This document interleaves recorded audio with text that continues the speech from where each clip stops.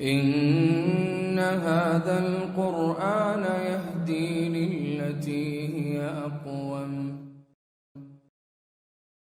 إن الحمد لله نحمده ونستعينه ونستغفره ونعوذ بالله من شرور أنفسنا ومن سيئات أعمالنا، من يهده الله فلا مضل له ومن يضلل فلا هادي له، وأشهد أن لا إله إلا الله وحده لا شريك له، وأشهد أن محمدا عبده ورسوله صلى الله عليه وسلم. أما بعد، اللهم انفعنا بما علمتنا وعلمنا ما ينفعنا وزدنا علما. رب اشرح لي صدري ويسر لي أمري واحلل عقدة من لساني يفقهوا قولي. سبحانك لا علم لنا إلا ما علمتنا إنك أنت العليم الحكيم. أما بعد، فأعوذ بالله من الشيطان الرجيم. كيف تكفرون بالله وكنتم أمواتا فأحياكم ثم يميتكم ثم يحييكم ثم إليه ترجعون. هو الذي خلق لكم ما في الأرض جميعا ثم استوى إلى السماء فسواهن 7 سماوات وهو بكل شيء عليم. گزشتہ دروس میں ہم سورۃ البقرہ کی آیت نمبر 27 پڑھ چکے ہیں۔ اس کے بعد اگلی آیت کریمہ میں اللہ تعالیٰ فرماتے ہیں کیف تکفرون باللہ وکنتم امواتا فاحیاکم، تم کیسے اللہ کے ساتھ کفر کرتے ہو جبکہ تم مردہ تھے، بس اس نے تمہیں زندہ کیا۔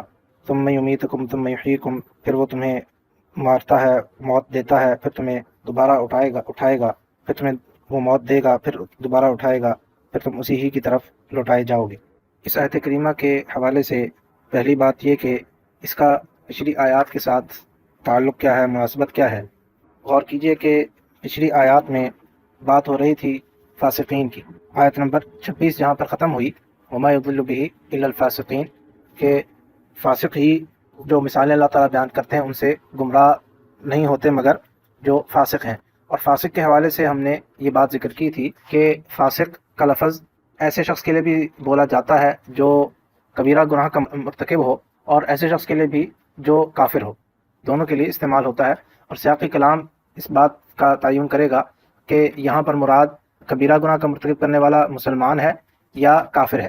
اس سے اگلی آیت میں پھر ہم نے فاسقوں کی 3 صفات پڑھی کہ وہ اللہ کے عہد کو توڑتے ہیں، اور جن چیزوں کو اللہ نے جوڑنے کا حکم دیا ان کو توڑتے ہیں اور زمین میں فساد کرتے ہیں۔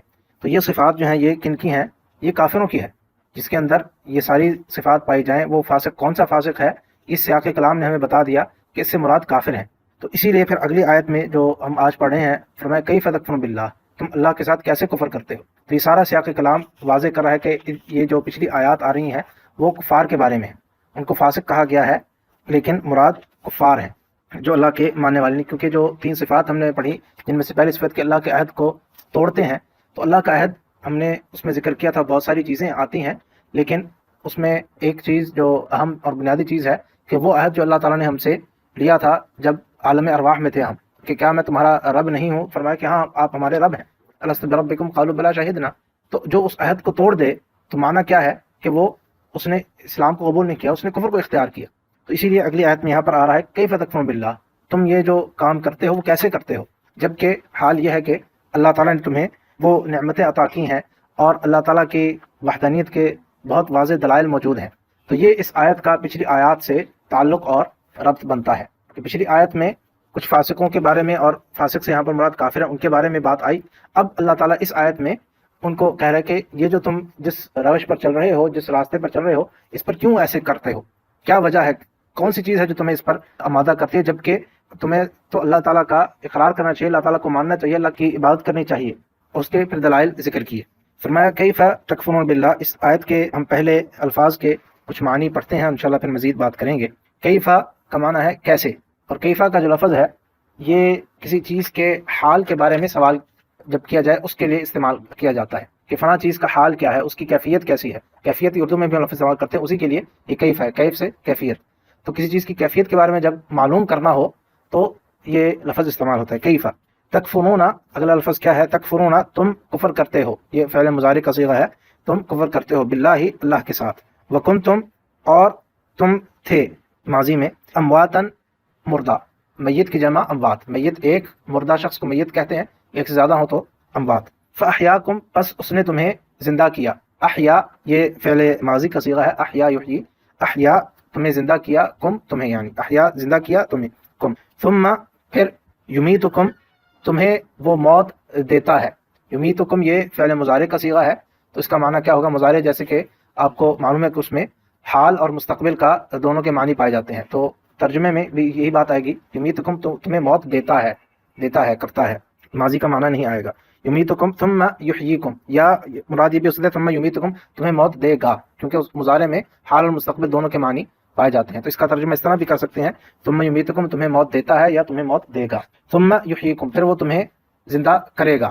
یہاں پر تو ہم کرے گا ہی کہیں گے کیونکہ یہ مستقبل کا معنی ہے اس میں۔ ثم یحییکم کیونکہ موت کے بعد جو زندہ کرنا ہے وہ ابھی ہوا نہیں، وہ بعد میں قیامت کے دن ہوگا۔ ثم یحییکم یہ بھی جیسے ہم نے کہا کہ فعل مضارع کا صیغہ ہے، تمہیں زندہ کرے گا۔ ثم پھر الیہ اس ہی کی طرف، ترجعون تم لوٹائے جاؤ گے۔ الیہ کا معنی ہے طرف، اور ترجعون یہ بھی فعل مضارع کا صیغہ ہے، لیکن یہ اس کا صیغہ وہ ہے جس کو ہم کہتے ہیں مبنی للمفعول، مفعول کی طرف اس میں اضافت کی جائے گی۔ لوٹائے جاؤ گے، ایک ہے کہ تم لوٹو گے، وہ فاعل کی طرف ہوگا، فاعل فعل سے فاعل، تم لوٹو گے۔ ترجعون اگر کہیں گے جو یہاں پر صیغہ ہے وہ ہے کہ تم لوٹائے جاؤ گے، تمہیں لوٹایا جائے گا، اور رجع سے یہ فعل ہے، رجع کا معنی لوٹنا کا، تو اسے ترجعون لوٹائے جاؤ گے۔ یہ اس آیت کے جو الفاظ ہیں اس کے مختصر معنی تھے۔ اس میں جتنے الفاظ آئے ہیں ان میں سے کوئی ایسا لفظ نہیں ہے کہ جس کے بارے میں کچھ تفصیل کی ضرورت ہو، کیونکہ تقریباً سارے الفاظ ہم پہلے پڑھ چکے ہیں۔ کفر کا معنی کیا ہے وہ ہم پہلے پڑھ چکے ہیں، اسی طرح موت اور حیات کے الفاظ اس میں آئے ہیں، وہ بھی واضح ہیں، اس کے بارے میں کوئی زیادہ وضاحت کی ضرورت نہیں ہے، تو بہت ہی آسان الفاظ ہیں اس کے۔ اس آیت میں جیسے ہم نے کہا کہ ابتدا اس کی کہاں سے ہوئی، کیفا تکفرون باللہ، کیفا کیسے، کیفیت اس کے بارے میں پوچھا جا رہا ہے۔ یہاں پر مفسرین نے لکھا کہ اللہ تعالیٰ نے، یعنی اس آیت کو پڑھنے سے واضح ہوتا ہے کہ اس کا انداز جو ہے وہ ایک ڈانٹ کا اور انکار کا انداز ہے، کیسے یہ کام کر لیتے ہو، کیفا تکفرون باللہ، تم اللہ کے ساتھ کفر کیسے کر لیتے ہو۔ اس میں کیفیت کے حوالے سے جب سوال کیا گیا تو اس میں ایک انداز یہ تھا کہ اللہ تعالیٰ فرماتے اتکفرون باللہ، کیا تم اللہ کے ساتھ کفر کرتے ہو، صرف سوال ہوتا، لیکن یہاں پہ صرف سوال نہیں ہے، کیفیت کا سوال ہے، تمہارے کفر کی کیفیت کیا ہے، کیسے تم یہ کر لیتے ہو۔ تو اس میں انکار زیادہ ہے، ان کی ڈانٹ جس کو ہم کہتے ہیں کہ ڈانٹ کا پہلو اس میں زیادہ سخت ہے، کیف تکفرون باللہ، کیسے تم ایسا کر لیتے ہو، تم اس حال میں کیسے اپنے آپ کو کرتے ہو، تکفرون باللہ تم اللہ کے ساتھ کفر کرتے ہو، وکنتم امواتا فاحیاکم ثم یمیتکم ثم یحییکم، جبکہ فرمایا کہ یہ انداز کیوں استعمال ہوا یہاں پہ کیف تکفرون باللہ، کہ تم اللہ کے ساتھ کفر کیسے کرتے ہو، جبکہ حال یہ ہے وکنتم امواتا، یہاں پر جو یہ لفظ آ رہا ہے وکنتم، اس کا جو جملے کے اندر موقع ہے، جو محل وقوع کہہ لیجیے آپ کہ الفاظ کا، اس سے معنی یہ بنتا ہے کہ تمہارا حال یہ تھا، اس کو حالیہ جملہ کہتے ہیں یا حال کہتے ہیں، یہ لغت کی ایک اصطلاح ہے۔ معنی یہ بنتا ہے کہ جب کہ تمہارا حال یہ تھا کہ تم مردہ تھے، پھر تو اللہ تعالیٰ نے تمہیں زندہ کیا۔ اور اس میں تاکید کا معنی بھی پایا جاتا ہے، کیونکہ اس میں وہی بات ہے کہ عربی لغت کے اعتبار سے جملے کی جو بناوٹ ہے اس میں علماء لغت کہتے ہیں کہ یہاں پر قد جو ہے وہ محذوف ہے، یعنی اصل عبارت جو یہ عام عبارت جو عربی کی ہے اس میں اس طرح سے ہونا چاہیے وقد کنتم امواتا، عام عبارت میں، تو یہاں پر قد نہیں ہے تو اس کو کہتے ہیں کہ یہ مقدر ہے، یعنی کہ محذوف ہے، مذکور نہیں ہے لیکن مفہوم ہے، عبارت سے مفہوم ہے لیکن اللہ نے اس کا ذکر نہیں کیا، تو اور قد جو ہے وہ تاکید کے لیے آتا ہے، تو یہ اس میں معنی پائے جاتے ہیں کہ کیف تکفرون باللہ وکنتم امواتا، یعنی کہ اب تمہارا حال ہے کہ تم یقیناً ایسا تھے، تو تاکید کا معنی آ جاتا ہے کہ تم یقیناً اس طرح سے تمہارا حال یہ تھا کہ تم مردہ تھے، پھر اللہ تعالیٰ نے تمہیں زندہ کیا، پھر تمہیں موت دیں گے اور پھر تمہیں زندہ کریں گے۔ آگے چلنے سے پہلے ایک اور بات کہ یہاں پر دیکھیے کہ اس آیت میں انداز بیان تبدیل ہوا ہے، اور جس کو ہم التفات کہتے ہیں، کئی دفعہ قرآن میں ہم نے اس کا ذکر کیا ہے، اور یہ ہر ایک دو آیت کے بعد آپ کو یہ چیز ملے گی، بار بار یہ اللہ تعالیٰ اس انداز کو استعمال کرتے ہیں۔ اور التفات کا معنی کیا ہوتا ہے کہ ایک جو سلسلہ کلام چل رہا ہوتا ہے اس میں سے انداز کو ایک دم سے تبدیل کر دینا، مقصود اس کا کیا ہے بارہا ہم ذکر کر چکے ہیں، تو مقصود یہ ہوتا ہے کہ جو سننے والا ہے اس کی توجہ مبذول کرانا، کہ جو بات آ رہی ہے وہ تھوڑا سا جب انداز چینج ہو جاتا ہے، گفتگو کا سٹائل جب چینج ہو گیا تو سننے والا زیادہ متنبہ ہو جائے، زیادہ غور سے بات کو سنے، اس کو توجہ دلانے کے لیے۔ یہاں پر انداز کس طرح سے چینج ہوا ہے کہ پیچھے جو بات آ رہی تھی وہ غائب کا صیغہ تھا، وما يضل به الا الفاسقین، فسق کرنے والے، الذین جو اللہ کے عہد کو توڑتے ہیں، وہ جو یعنی غائب کا صیغہ، وہ لوگ یہ کرتے ہیں۔ اور یہاں پہ پھر اگلی اس آیت میں کیا ہے کیف تکفرون، تم کفر کرتے ہو، تو غائب سے ایک دم سے مخاطب کا صیغہ بدلا ہے، تو یہ جو تبدیل کیا ہے یہ وہی بات ہے کہ سننے والے کو، پڑھنے والے کو متنبہ کرنے کے لیے، توجہ دلانے کے لیے۔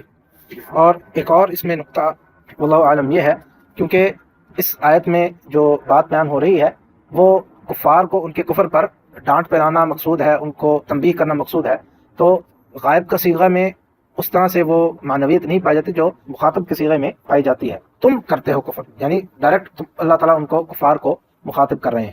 اگر غائب کا صیغہ ہوتا تو شاید وہ اس طرح سے اتنی وہ توجہ ان پر نہ آتی ہے، ان پر اس طرح سے وہ ڈانٹ جو مقصد ہے ان کو متنبہ کرنا، ڈانٹ پلانا، وہ واضح نہ ہوتا. تو اس لیے اللہ عالم اللہ تعالیٰ نے یہاں پہ انداز کو تبدیل کیا. کیف تکفرون باللہ، تم کفر کرتے ہو اللہ کے ساتھ جبکہ تم یقیناً مردہ تھے، پھر تمہیں زندہ کیا، پھر تمہیں موت دیں گے، پھر زندہ کریں گے.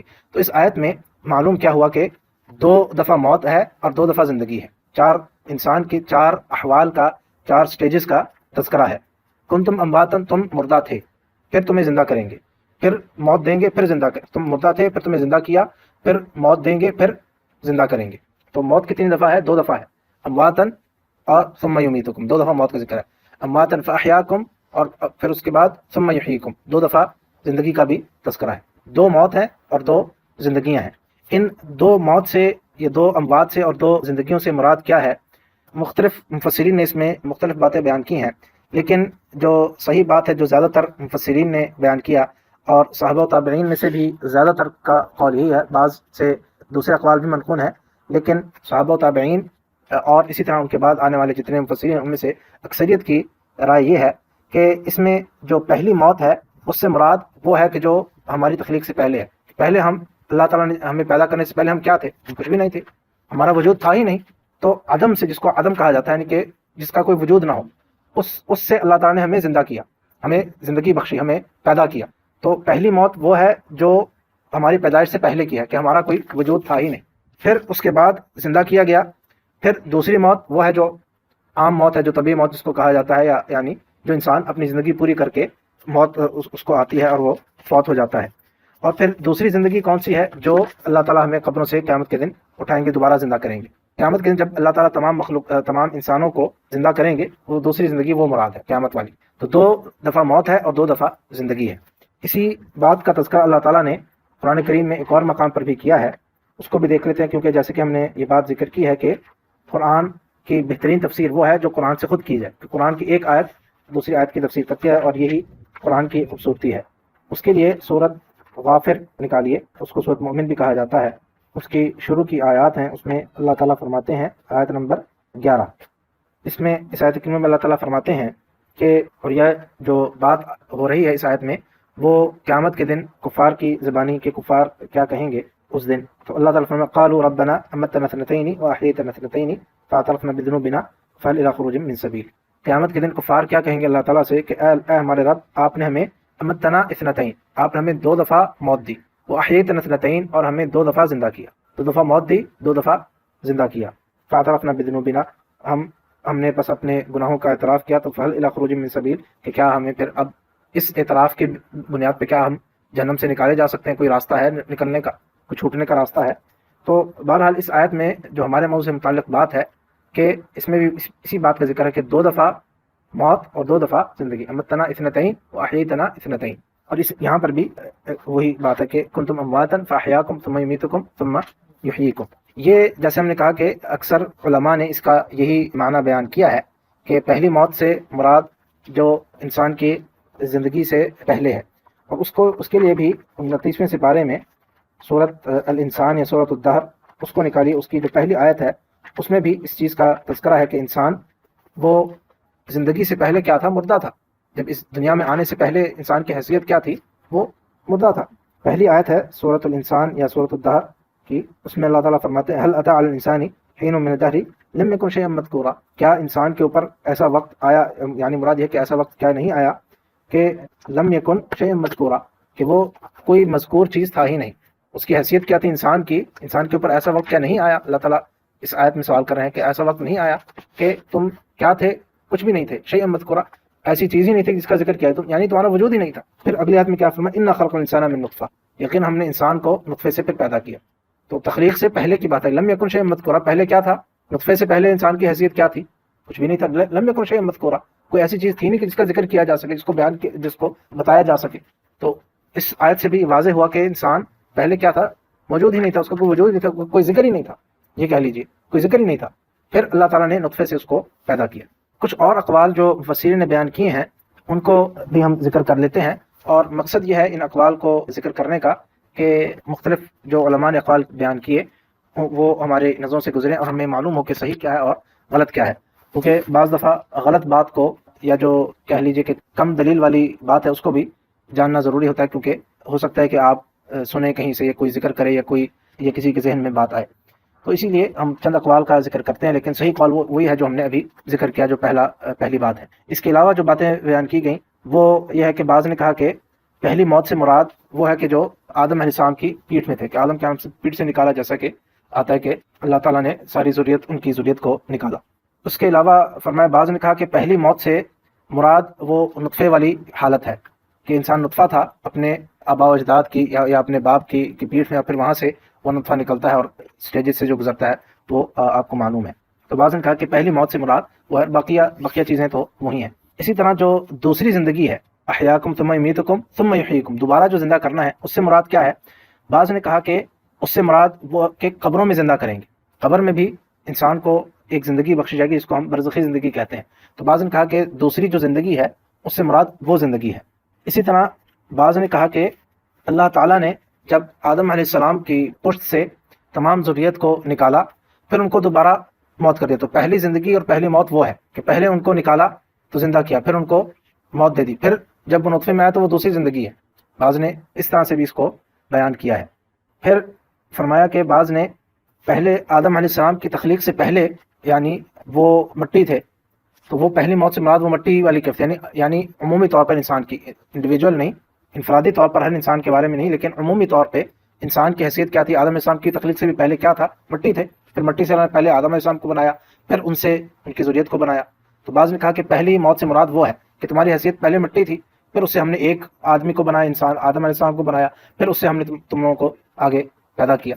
اسی طرح بعض نے کہا کہ جو موت ہے ان میں سے ایک موت وہ بھی ہے جو قیامت کے دن ہوگی، جو مسلمانوں میں سے، ایمان والوں میں سے جو گناہ گار ہوں گے ان کو جہنم میں ڈالا جائے گا، یہاں تک کہ ان کو موت آ جائے گی، پھر ان کو اللہ تعالیٰ وہاں سے نکالیں گے اور زندہ کر کے جنت میں داخل کریں گے، جہنم سے جب نکالے جائیں گے.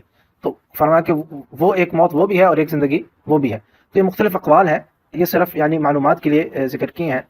اور اس اعتبار سے جو مفسرین نے یہ ساری باتیں بیان کی، اگر ان ساری باتوں کو لیا جائے تو بعض اقوال کے مطابق تین دفعہ موت ہے اور 3 دفعہ زندگی ہے. بعض اقوال کے مطابق 4 دفعہ ہو جاتا ہے، بعض میں 5، بعض میں 6 تک. یہ اگر ان ساروں کو اکٹھا کیا جائے جتنے مختلف اقوال ہیں تو 6 دفعہ زندگی اور 6 دفعہ موت کا تذکرہ بن جاتا ہے یہ. لیکن جیسے کہ ہم نے کہا کہ صحیح بات کیا ہے وہی ہے جو ہم نے پہلے ذکر کی، کیونکہ قرآن میں صرف 2 موت کا ذکر ہے اور 2 زندگیوں کا ذکر ہے، امتنا اثنتین واحیتنا اثنتین. اور اسی لیے زیادہ تر صحابہ و تابعین نے اسی چیز کو ذکر کیا ہے. ایک چیز اور اس میں نوٹ کریں کہ کنتم امواتا فاحیاکم، پہلی موت کے بعد کیا کہا؟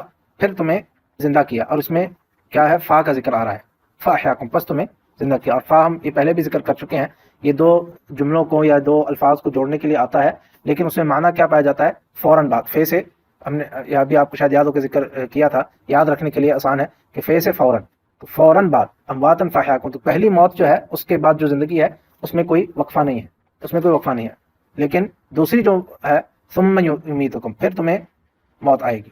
تو جو پہلا ہے وہ فوراً بعد ہے، کہ اللہ تعالیٰ نے انسان بالکل کچھ نہیں تھا، پھر ایک دم سے اس میں زندگی آ جاتی ہے. اللہ تعالیٰ جب روح پھونکتے ہیں تو بچہ جو ہے وہ جنم لیتا ہے، پھر اس کے بعد اس کی زندگی ہوتی ہے، اس لیے اس میں کچھ وقت لگتا ہے، اس لیے کہا ثم یمیتکم. پھر اس کے بعد ثم جو ہے اس میں تاخیر کا معنی پایا جاتا ہے. اور پھر جو دوبارہ زندگی کرنا ہے، جو قبروں سے اٹھایا جانا ہے قیامت کے دن، اس میں بھی وقفہ، اس لیے کہا ثم یحییکم، ثم یمیتکم ثم یحییکم. پہلی جو موت اور زندگی ہے اس کے درمیان وقفہ نہیں ہے. اور مقصود شاید واللہ عالم اس چیز کی طرف تنبیہ کرنا ہے کہ انسان جب پیدا ہوتا ہے تو ایک دم سے ہی، یعنی اس سے چند لمحہ پہلے یا سیکنڈ بھی نہیں، یا چند سیکنڈ کا بھی، روح پھونکنے سے جو پہلے کا وقت ہے اس میں اور روح پھونکنے میں کتنا وقفہ ہے. یہ اللہ کی قدرت پر یعنی اس چیز کی طرف نشانی ہے کہ اللہ تعالیٰ چاہیں تو ایک لمحے میں مردے کو زندہ کر دیتے ہیں.